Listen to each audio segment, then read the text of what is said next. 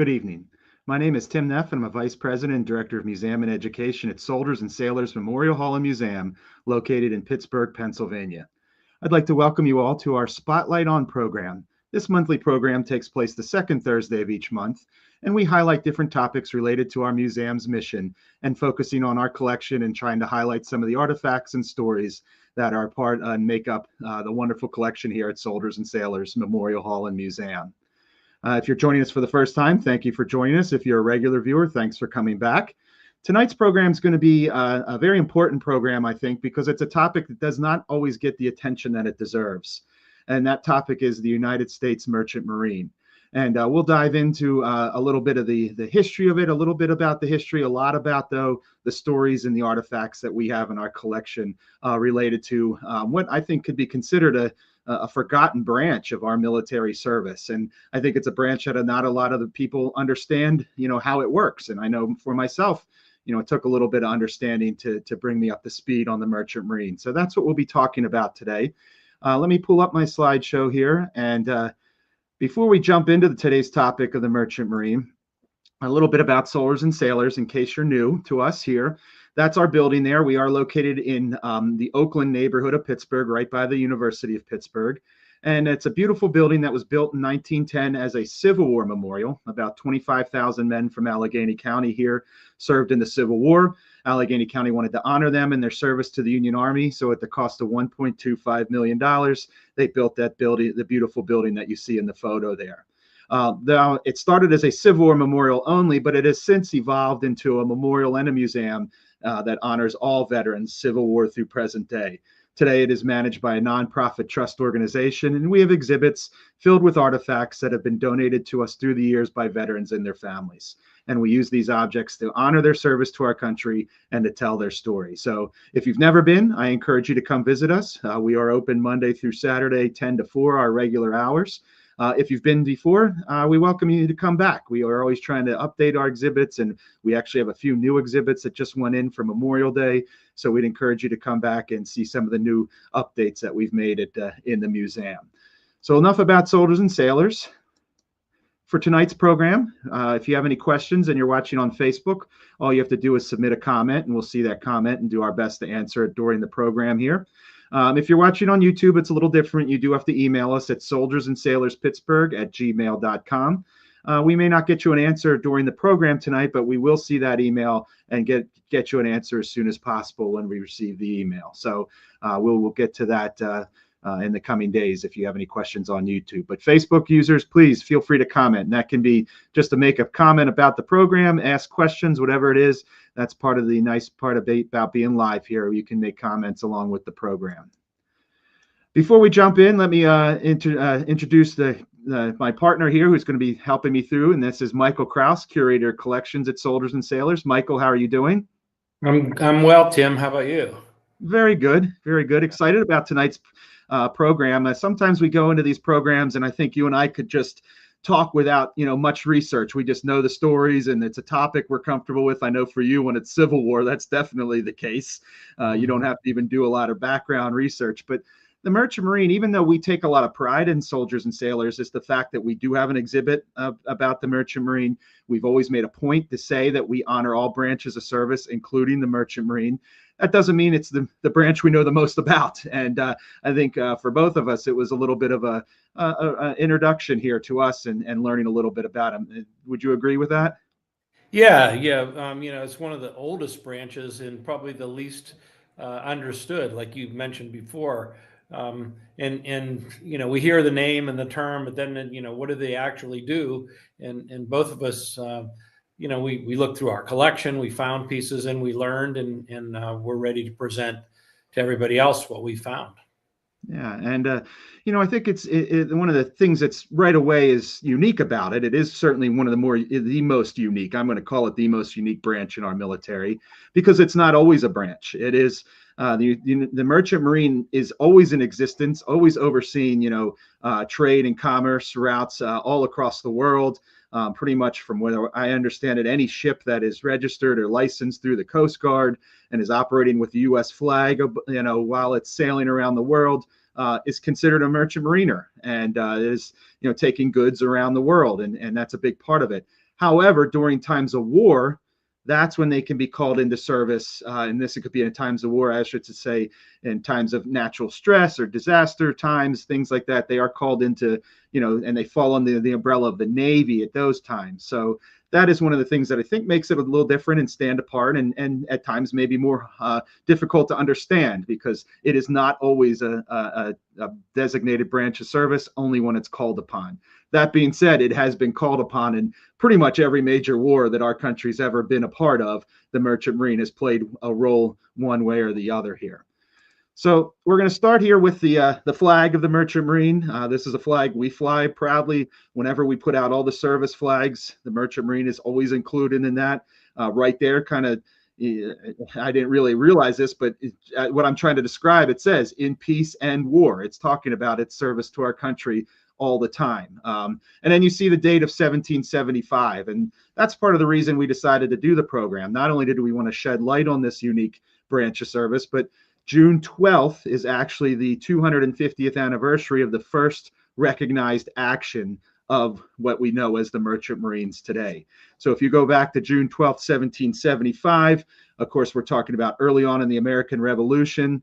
This is where privateers, as they were called, were called into action, pretty much called to say, can you disrupt any of the British trade or the British, sea vessels that are encroaching now, coming into the colonies. And it's documented that on June 12th, a ship out of Maine, I believe it was, captured a British schooner, and that is considered the first actions of the Merchant Marines on June 12th, 1775, thus making today, June 12th, the 250th anniversary of the Merchant Marine. So that was a big reason we selected this, along with, I think, the need to get more attention brought upon this branch of the service here.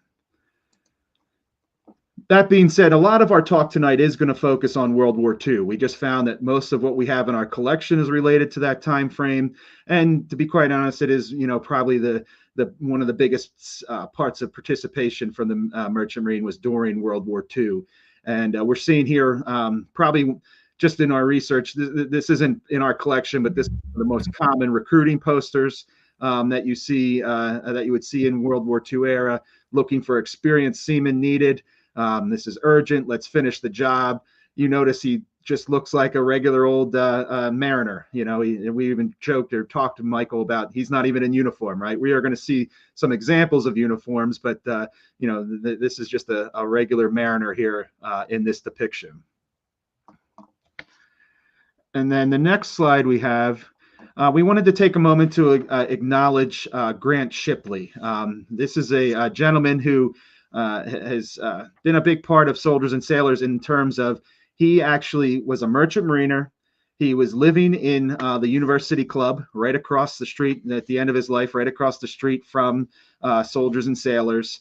And he ended up making a very generous donation to Soldiers and Sailors that actually gives every year. It gives us an amount of money every year with the goal of that money to make sure that the Merchant Marines are always preserved and their memory is always a part of the Soldiers and Sailors collection in our museum. So believe it or not, we don't know much about Mr. Shipley and his service. He was a very private man. I did a little research into him. He was a Shadyside Academy graduate. He went to Columbia University. Even his obituary doesn't actually mention his service in the Merchant Marines. But we know he served. We have this photo here, and his yearly donation from his estate is what has allowed us to make sure that we are always doing our best to acknowledge the Merchant Marine. So we wanted to touch on that and acknowledge him because that's one of the reasons we have some of the items that we have in our collection here. All right, now this is just one of the examples of a uniform here that we have, and I'm not even sure we know who this belonged to, but Michael, you want to tell us a little bit about, I know one of the things right away, you see the USMS we were talking about earlier, and some of the differences, the similarities in ways with a Navy uniform, also the differences as well. Yeah, at first glance, it's very much a Navy uniform. It's got the beret with the name title. That's United States Merchant Service. They're not going to be called Merchant Marine at that time, even though they are Merchant Marine, but their insignia will reflect the Merchant Service.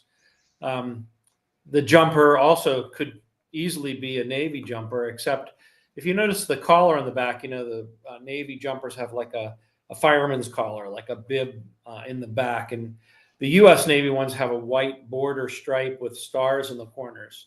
And this one does not. It has the merchant service insignia on both corners behind, and the sleeve on our left side, you can see the U.S. merchant service patch. And on his forearm sleeve, that's a rate. He was a bugler, so you can see a little bugle there. And I believe the white stripe is also an indication of merchant marine, that offsets the uniform from a glance right away. A sailor would know that was a merchant marine enlistee, and that's one of the designations that you could tell that by. Yeah, and I think I'm actually seeing here, Michael, and I just happened to catch. I have all these notes in here. United States Maritime Service. I think that's what we're looking at. I think that's what we're looking at here. And yeah, my mistake. I knew that. No. I was agreeing with you this afternoon when we were talking about it, and I just caught in my notes here. Marine, we do call it a rating. So that's a subtle difference there that I just wanted to point out for some folks that might not know what you were meant by that. Yeah, it's like a job. You could be an electrician. You could be a mechanic, and all those things were reflected by these little rate symbols that you'd wear on the sleeve. Yeah. And then the next one we have is once again another familiar looking uniform, but this is of course the white. I think you were mentioning this is what's it, summer and winter? Yeah, there's a summer and winter uniform. Yeah, the whites and the blues. Yeah. And then there's a ribbon bar there. Yeah, and that ribbon represents the American Defense ribbon, or American Defense medal, which has a device on there, and that's basically a campaign ribbon. It's a version of a campaign ribbon recognizing, service in American defense. So I'm pretty much understanding that that's going to be operations along the coasts, which the maritime, the Marines, merchant Marines were a big part of. We're going to talk a lot about them in World War II, and one of their biggest jobs simply was getting all the gear, the equipment, all the supplies across the Atlantic, across the Pacific. But even some of that was, up and down the coastlines, was, running supplies and things back home here. So that could be why, this Mariner has the American Defense Medal. But maybe this is a good time before we get into some of our more personal stories, just to talk about the Merchant Marine in general in World War II. Like I said, they were mainly responsible for a lot of the logistics, getting all of the equipment across to the European and Pacific theaters. I have some numbers here. I know you have some stats maybe for later, but 243,000 Mariners served in the war, and 9,521 were perished while serving. That is the highest proportion of those killed from any branch in the service. The size of the service versus casualties is the highest amount of casualties. Yeah, so these guys, they were running these supplies. They were easy targets for German U-boats. We'll talk about some of those stories as we go forward here. But they were very vulnerable. They were on these ships. The ships in most cases were armed. However, the merchant mariners were not the ones that actually manned the guns. That was usually either Coast Guard or Navy.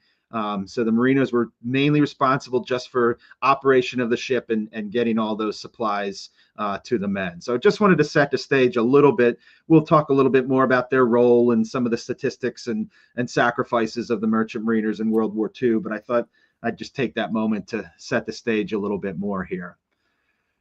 With that said, I think we're going to move on to our first kind of individual in the story, and that is third mate Walter Lukart. And we're looking here at a photo which he's in on the left. Mike will point him out in a moment, and then a beautiful photo of his sea bag, and what we're looking at there, Michael. Yeah, Walter Lukart is there's a lot of shirtless sailors there, but he's the one with his arms at his hips, a very thin man. I kind of focused on him because he came from my hometown, Newcastle, Pennsylvania. He enlisted from there, and he lived his whole life there. So I went to school with his kids, so I feel like I kind of know Walter a little bit. And Walter, that's his sea bag, and he was kind of creative. He labeled all the different ports that he had been to, and you see some are going to be famous, like Glasgow is in Scotland, Le Havre is in France. If you look way down on the bottom, you'll see Utah Beach, and that, of course, is the Normandy campaign. Now, he didn't land at Normandy on the day one, but he arrived later with supplies and essentials back and forth. He made a number of trips back and forth to England, and that's his sea bag. So we do have some other artifacts from him as well. Yeah, I think we're going to look at next here a model of a Liberty ship, right? That's a Liberty ship, and Liberty ships were that's what the merchant marine was using, and a lot of times, especially early in the war, they were older ships. Some of them as old as World War I, but they were used for a supply line, and they would take aviation fuel parts, ammunition, airplane parts, food. It took a lot of material to have a force away from the United States fighting in another part of the world, a lot of supply to keep them equipped. And this is going to be the job of the merchant marines. Some of the ships were so old that they broke in half, or they were injured. And a lot of the ships they were replacing with were built so quickly, they weren't built to the standards of most naval vessels, and some of them only were capable of making one run before they were defunct. So this is a Liberty ship. This is a model that Mr. Leuckart made, demonstrating the type of ship he served on. He served on 9 different ships during the course of the war. He crossed the Atlantic 11 times. 6 of those ships were Liberty ships. And those Liberty ships, he made 24, back up a second, 24 shuttles across the channel to beachheads from England to France. Some of those, eventually the Liberty ships are going to be, I'll just leave it with that. The Liberty ship is the basic ship that they're going to have.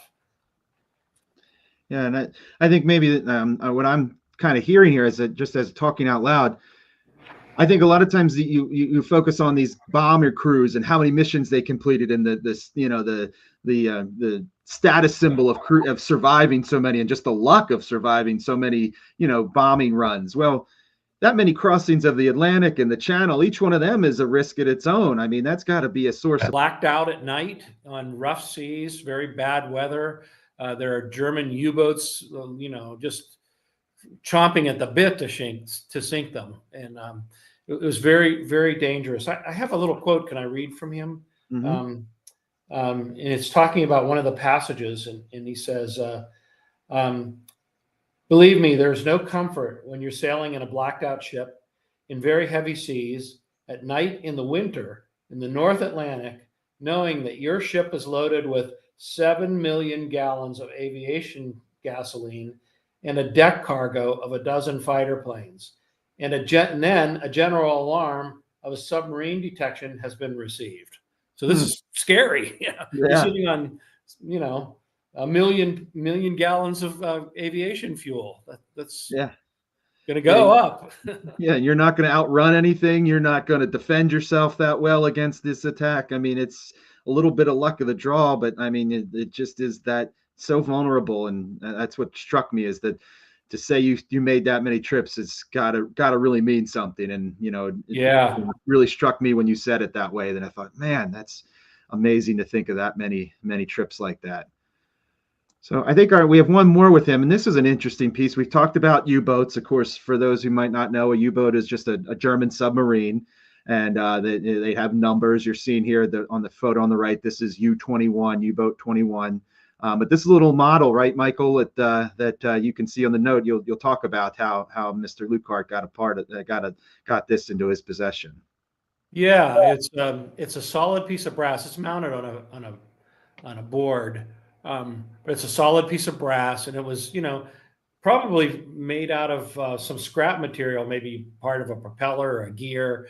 And a German POW formed it and created what I only imagine would be the U-boat that he had come from. Now, nowhere in Walter's narrative does it say anything about U-21, U-boat 21. So I can't say that they captured this ship, but this little note gives a little indication saying that it was a submarine captain that was a POW, and he's working cargo on one of his ships. So he's a POW, and they put him to work. And Walter Leuckart traded a carton of cigarettes for this little brass submarine model, which is pretty phenomenal, really.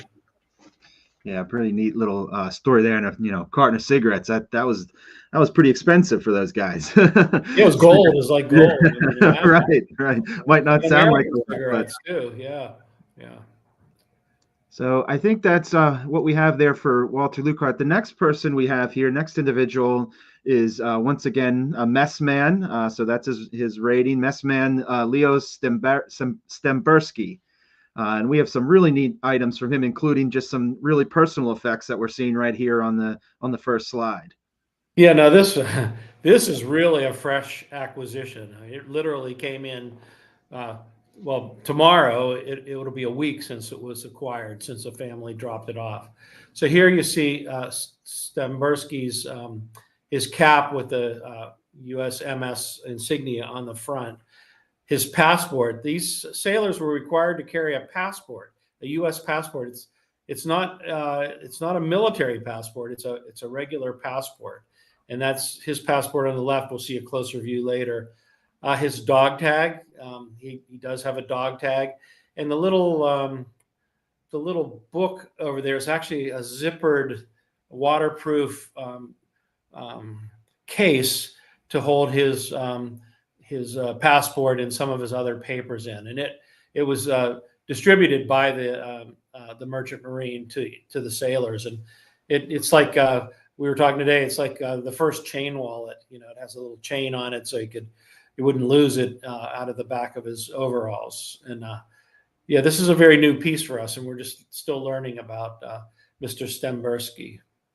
Yeah, I think when we scheduled this program, we didn't even have this. First of all, to your point, we didn't even know this was going to be a part of our collection. And I think looking through it, if anybody is watching this that has a Merchant Mariner in their family, has any items, especially from the Pittsburgh, Western Pennsylvania, that they'd be interested in donating, as I kind of touched on earlier, we make a point to make sure that the Merchant Marine will always be recognized in our museum, and we'd always, we have become a little picky on what we accept anymore for donations, but the Merchant Mariners is an area where we could certainly use more things. So just a quick little shout out, if anybody has any family members and has any items related to the Merchant Marine and you don't know what to do with it, think of contacting us, and you can always visit our website, soldiersandsailorshall.org, to get our contact information and learn how to make donations of artifacts that way.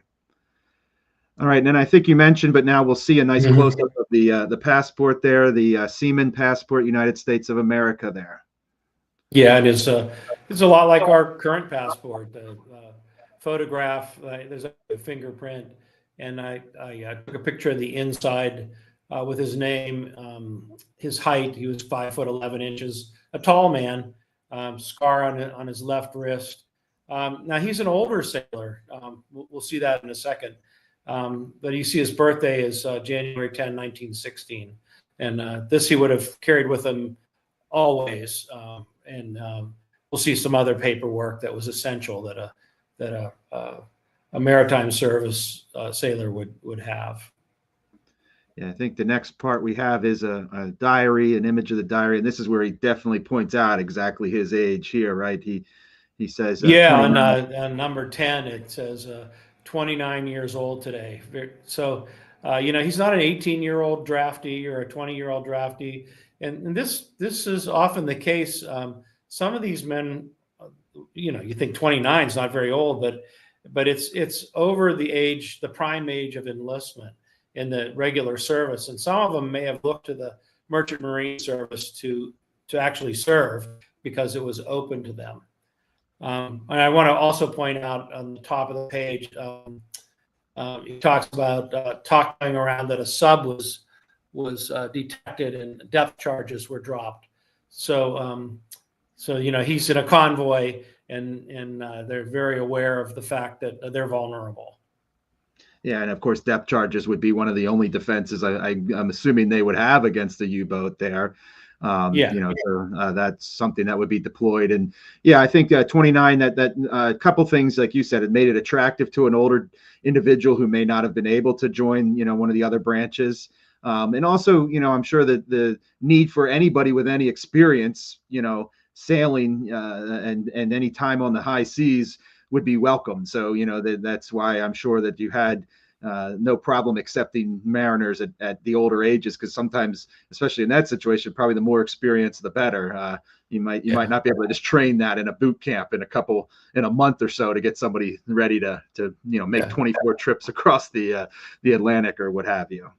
Yeah, I might just say too, I mentioned earlier that they traveled blacked out, no lights, no communication.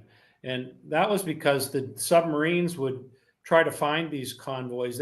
Submarines would actually sit above the water at the water line, and they would have the eastern sky on the opposite side of them. So when the sun came up, they could scan the horizon and see these profiles of ships, and then they would dive under and fire their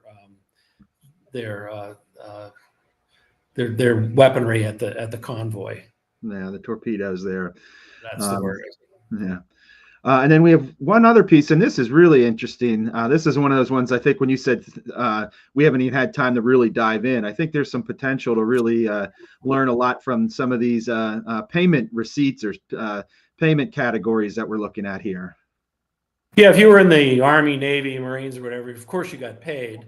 But this is different. This is a statement of earnings from a private ship company who is paying Messman Stemberski for his services, and there are different rate categories there for ranks and whatever.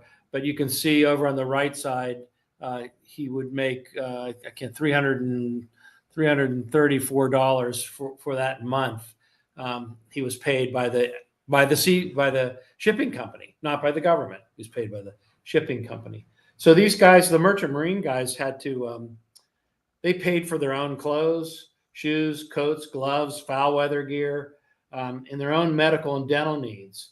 And they could not enter, if they were in port, they could not enter a USO, and they were denied access to the American Red Cross. So they're kind of set aside because they're in like a private corporation. This is going to be a problem for recognition later on. Yeah, we'll probably touch on this a little bit more, but this is definitely one of those things where I think other branches looked upon them and kind of said, well, they're getting paid, all this money. They looked at them as kind of profiteering off of the war, which, as you just said, was not the case, because they were also expending a lot of their own money. And as a result of a lot of the feelings towards the merchant marine, they really did not receive veteran benefits after the war. And I know we'll talk about that as we go on, but just wanted to introduce that concept that, here they are suffering one of the greatest casualty rates, per capita, if you will. But then on the reverse side on that, not getting the recognition or the benefits that many of our other veterans were at that time. But we will hit on that again as we move forward here. So I think that's going to bring us to the end of Messman Stemberski. That's going to bring us to our next individual. And anybody who knows soldiers and sailors and maybe spends some time with soldiers and sailors, especially at some of our old Memorial Day. We still have an event every year on Memorial Day, but for a long time, one of the staples of our Memorial Day program was this gentleman here, Howard Pfeiffer. And he was a longtime board member at Soldiers and Sailors. He was another very outspoken and champion of the Merchant Marines, rightfully so, after his service. He always wanted to make sure that they were getting the recognition they deserved within Soldiers and Sailors, within our board, at all of our events. We were joking before the program. He would ride his motorcycle with his wife up, and they had these trike, three-wheeled motorcycles. They'd ride up onto our patio for our Memorial Day celebration. And really a nice guy, very positive and a big part of Soldiers and Sailors for many years, not only as a board member, but a very active board member that really brought a lot of positive resources to our nonprofit trust. So here we see Howard on the left there as a young man, as a merchant mariner, and then on the right a little bit later in life, showing off some of his materials, including you see the blanket behind him there, of course, proudly displaying the United States Merchant Marine. And Howard is this year going to be 102 years old in September. He was born in 1923, in September of 1923. So right now he is 101. He is still alive. And he will shortly become 102 years old. And he joined the Merchant Marines kind of, just when he heard about it, and a friend of his told him about it, and he liked the sound of it. So he decided to take that up, and he joined.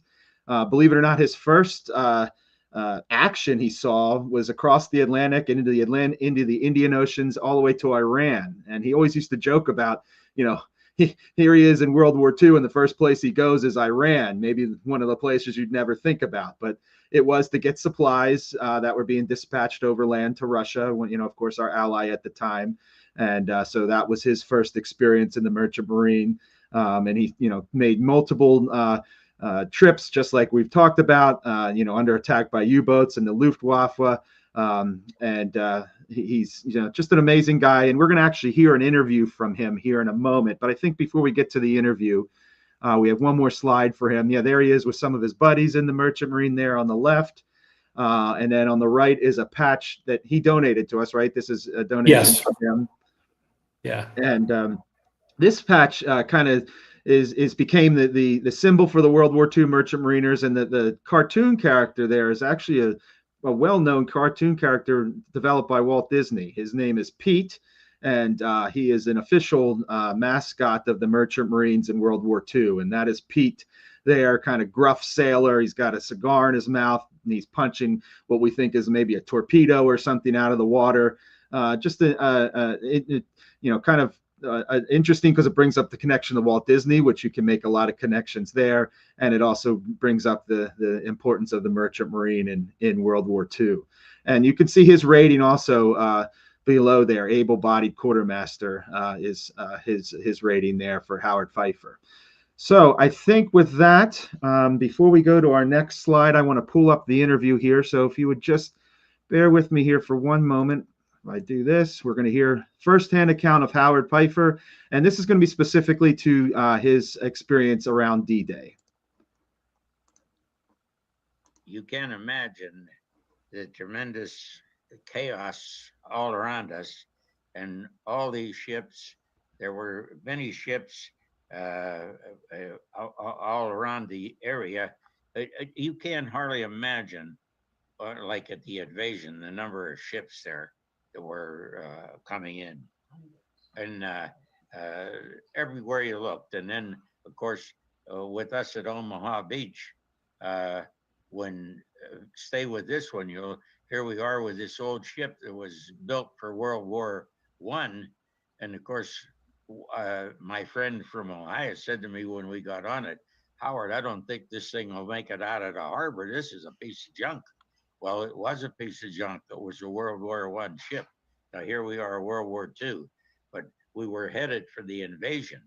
And when we arrived at Omaha Beach for the invasion, the tremendous chaos is hard to imagine, but we're there. And when we got our orders, we took this ship that I was on, we rammed it into the beach, turned it sideways, got to turn sideways. They dropped all 4 anchors and sunk the ship deliberately. They used it for an incoming dock. That was an unusual thing. And of course, goes back to when my friend who's from Ohio said to me, "Why are we getting on this ship? It's an old piece of junk and everything." But that was used for the invasion. So that was quite a thing. And they did take us off of the ship. They came alongside, the Navy guys, that took us off of the ship. We all got on the ship, and they took us to where we got on another ship and brought us back we got back on another ship to our coast. But that was the invasion, and it was something, of course, I would never forget. It was really scary and constantly, because I remember like it was yesterday when we were going into it. All of a sudden, I hear all this uh, cannons and everything going on. But that's what we were doing. We were headed for the invasion, Omaha Beach. It was in the days, because that wasn't a 1 day thing. It was in, because like with us, when they invaded, when we took all our ships and invaded, you couldn't imagine. I'm below deck and I opened the porthole and I looked out and I said to my friend, Huey, it was Eugene, I said, Huey, we're at the damn invasion. And he said, what? And I said, that's what he said, what? So he comes over to the porthole and he looks out. Well, that's all you could hear was the guns and continuous bombarding. And whoa. And he said to me, we're at the invasion. I said, yeah, I guess you're right. So with that, it took our troops a couple of days till they got the beach where they got the Germans pushed back far enough that we could get access to the dock or or to the shore, and and of course we didn't know when we got on the ship where we were going. We just that was it. And I said that was an old ship. That was the whole thing from the beginning. That ship was going to be used for that. We used it as you got an immediate dock, if you can imagine. Banged it into the shore, twisted around, dropped all 4 anchors, sunk that thing, and then they came alongside. They, I should say, our Navy came alongside, and we got off and got on to smaller vessels. And I remember like it was yesterday. We're out there now, and our whole crew are on this small vessel, and all his guns, it's all his cannons constantly. And after about a half an hour, our captain said to the Navy guy that was operating it, uh, uh, he said, our captain said to him, "Where are you taking us?" And he said, "Well, Captain," he said, I have a ship I'm supposed to get you to." He said, "But I can't find it." Well, you can imagine we're at the invasion. Things weren't sort of normal. And our captain said, this fellow running the little small vessel, he said, "You better find something pretty quick because we're standing in about a foot of water." So we're taking on water because we had more people than that vessel could handle.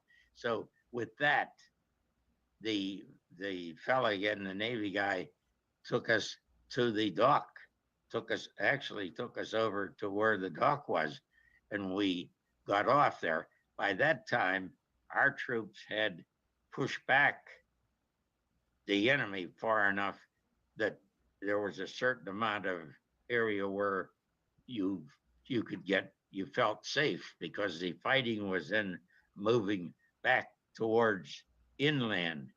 And so actually we did, he said, and our captain said, "Well, what are you going to do with us? You better find," he said he was supposed to find a vessel we were to get on.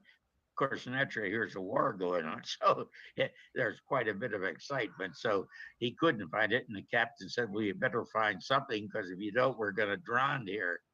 It was the SS Expert. Yeah, it was the Expert. Oh, yeah, Expert, because it went to Omaha Beach. And that's where we were. We were at Omaha Beach. He took us and he rammed this thing into the dock area. And we got off and took all our stuff with us and went ashore. And of course, we had our forces there.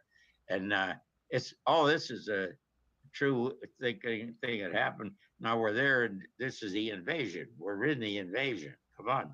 And but by that time, we had our forces had them pushed back pretty far. He said, I'm going to have to put you ashore, I guess. And with that, we did walk.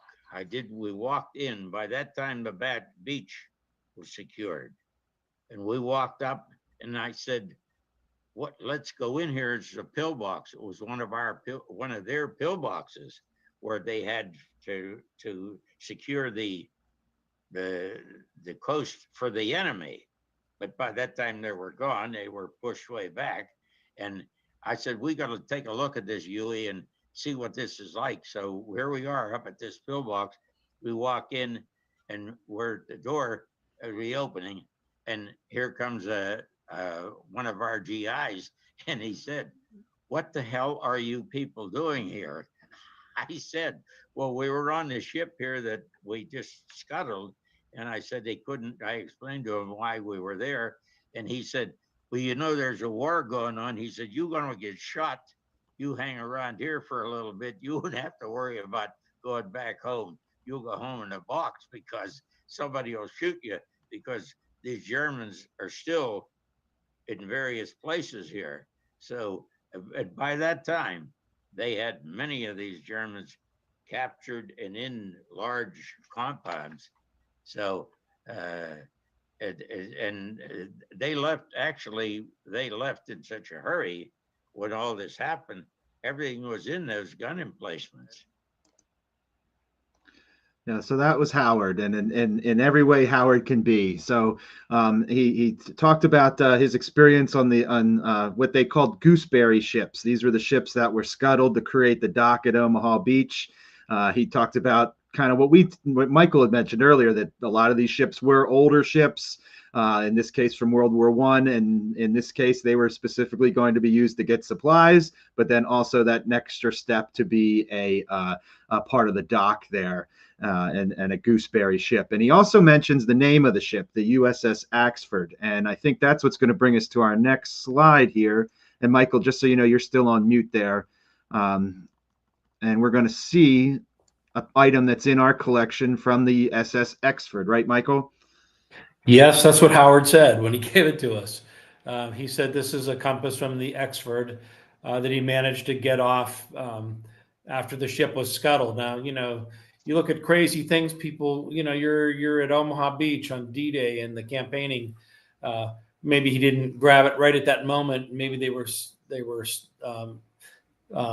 positioned there for until they got another ship, and he went back and took this. But this is something that can speak to us from D-Day and that service that Howard was on. And you know, imagine coming in on a ship that just rams right up to the coast and turns sideways. And of course, you not knowing that this ship is really going to become part of a structure of a landing dock. And, you know, because it was old and not in great condition, it wasn't a terrible loss, and it proved to be more of a service being scuttled and serving as a dock. But yeah, this is a piece that came from that moment in time. Yeah, and I want to give credit to the Crestwood Oral History Project. That is who put that interview together and did a fabulous job of adding graphics over top of it.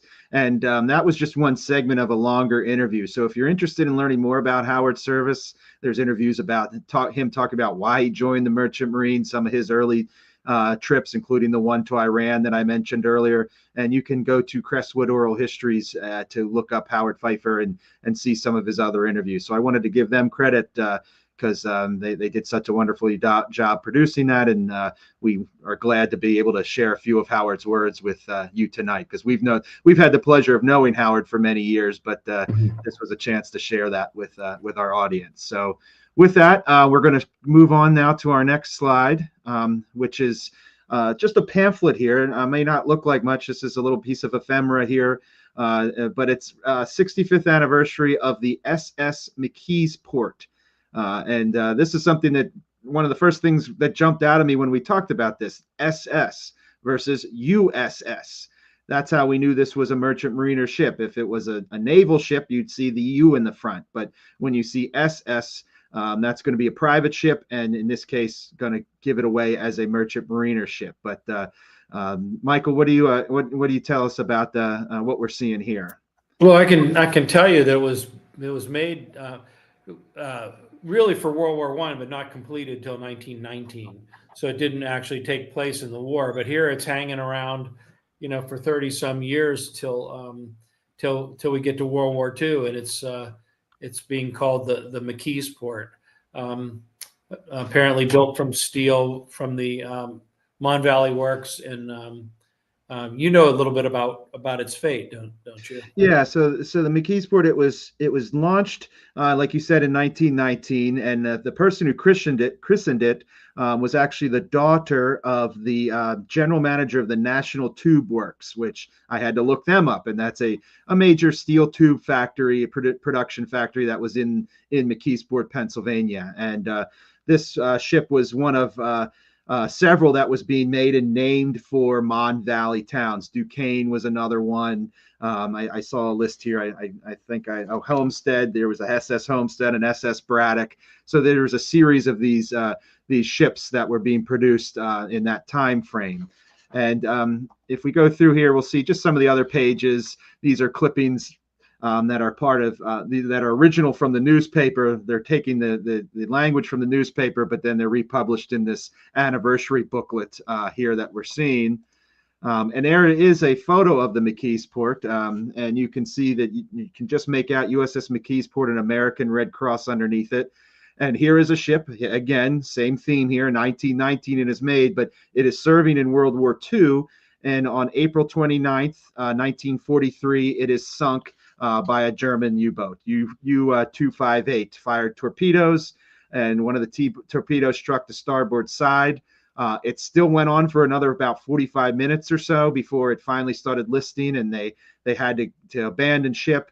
And 12 officers, 31 crewmen, and 25 armed guards were all taken off of the ship in 4 lifeboats, and they were picked up after about 30 minutes or so. And one man did die from that sinking from exposure probably on the lifeboat there. So, another connection to the Pittsburgh area, the SS McKeesport, merchant mariner made for 1919 for World War I, but ended up seeing service in World War II. And I will take a quick moment. I know we're running up against time, but we almost done.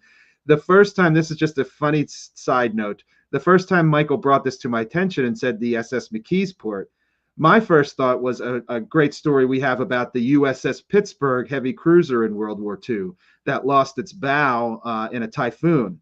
And the heavy cruiser USS Pittsburgh, the sailors actually could watch the bow being separated from the ship and floating away in the Pacific Ocean. And some of the sailors joked around and they nicknamed it the USS McKeesport because it had broken away from the USS Pittsburgh. And when Michael brought this to my attention, I said, "Oh, well, we know that story." So turns out there was an actual SS McKeesport, and it was a merchant mariner ship that we just learned about, and of course had the sad fate of being torpedoed like many of them did. All right, I think we are coming up to, we have a couple more here.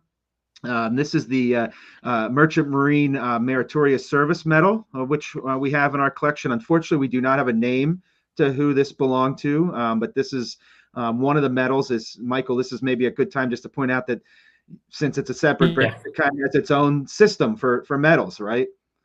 Right. The Merchant Marine does not have the same campaign medals that the armed services are going to have. They're going to have their own medals struck for them, kind of organizationally and distributed. And this, of course, would have been akin to this is a Valor Medal or a Service Medal, Meritorious Service Medal. And again, we do not know who this was presented to, but it's a handsome piece. And we have several other medals that are purely Merchant Marine. Yeah, the next one, for example, is a Distinguished Service Medal. This is their highest medal that can be awarded. They're the Merchant Marine Distinguished Service Medal.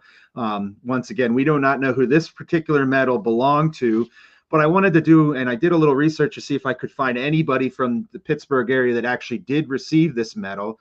And I stumbled upon the story of Stanley Lee Neal, who was a messman on the SS Tennessee. And he was cited and received this medal for heroism above and beyond the call of duty for pretty much an amazing act. I mean, we're talking about 1943 here. This man was from Glassport. Mr. Neal was from Glassport, and he was aboard a tanker that was essentially witnessed a Brazilian passenger ship that had been torpedoed was going down. And Stanley Neal volunteered, and at risk of his own life, twice he went overboard to try to rescue passengers from this Brazilian passenger ship. And he ended up being credited with saving 2 men and 1 woman that were out in the ocean waters, that would have died if it wasn't for this merchant mariner from the Glassport, the town of Glassport here in Pittsburgh area. And it's pretty amazing, though, that the story is that, and it's documented here, and I saw in the newspaper articles and in his actual citation, that these were shark-infested waters. And that there were actually men on this merchant mariner ship shooting pistols to try to keep the sharks away from him swimming and going out to do his, to rescue these individuals. And when he was asked about this, he says, "Yeah, that's what they tell me, but I was pretty busy myself. I didn't even notice." So he kind of jokingly said he didn't even know that there were sharks there, but that's what other people ended up telling him. Did you, you can almost imagine, did you know you were in there with sharks when you were trying to swim around and save these people? But for his high courage and complete disregard for his own safety in effecting these rescues are in keeping with the highest traditions of the United States Merchant Marine. And this is issued by Admiral Emery Scott Land. So we know this isn't his medal, but we just kind of putting these two things together. We have an example of the medal in our collection, and we do have an individual from the Pittsburgh area from Glassport that did receive this medal in 1943.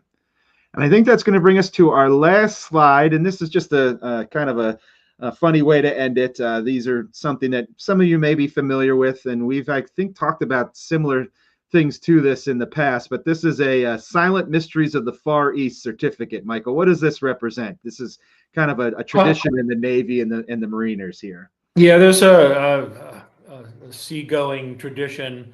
When a vessel crosses the equator, there's a ceremony that involves King Neptune in a cast of characters. And what the ship will do is they'll have this it's almost like a play, like a virtual play, where they're, if Davy Jones and King Neptune and these guys dress up in costumes and they're mermaids and they're all kinds of different funny things, and they take an oath to this secret society, and they become members of an elite class of men who have crossed the equator. So this is on the back of a handbook, and it kind of refers to that ritual of crossing the equator and the status that would bring among sailors across the world. Yeah, so we've seen that. We have a few examples of these for like I said, for the Navy, and I think even for the Coast Guard, we might have an example, but they're just kind of goofy. The language, you could read that and have absolutely no idea what they were talking about because it's so out there. But if you talk to the individuals who have seen this, it's quite the show, I understand there. So I think that's going to bring us to the end here. I'm going to pull up Want to Learn More. Before I talk about this, I do want to thank Caleb Akins. He made a comment very early on in the program. He is a part of the Sons of Union Veterans of the Civil War, John T. Crawford Camp, number 43. Caleb, if you're still watching, thank you so much for tuning in and joining us tonight. And like I always do here at the end, if you want to learn more about Soldiers and Sailors, you can visit our website, soldiersandsailorshall.org. That's where you can learn about, our times to visit the museum. I always recommend going to the website before you come, because sometimes we do have to close for special events, and that's always listed right on the front page of our website. It's also where you can go to learn about how to schedule guided tours of the museum, and where you can look up our upcoming events. And I did have one upcoming event listed here on Saturday, June 28th, will be our next tabletop gamer session. That is one Saturday a month where individuals come to play tabletop and miniature games at the museum. And this month's game in June, of course, will focus on D-Day. So anybody out there, if you know somebody or you yourself are interested in tabletop gaming or miniature gaming, and you want to participate. It's a monthly program, and they play all kinds of games related to, of course, our mission and honoring those that served in the American wars. So that'll be coming up. Our next game on June 28th. And I say one last time, you can always visit our website to learn more about all of this stuff, soldiersandsailorshall.org. And then last but not least, the next Spotlight On, which next month will be on July 10th. And we will focus on Korean War Veterans Day. That is in July, is a day that actually marks the anniversary of the armistice of the Korean War.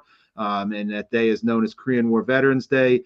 But we are really just going to highlight stories in our collection related to the Korean War. And we have 2 brand new exhibits, state-of-the-art exhibits that are filled with artifacts from that time period. We'll talk about those, plus some other stories.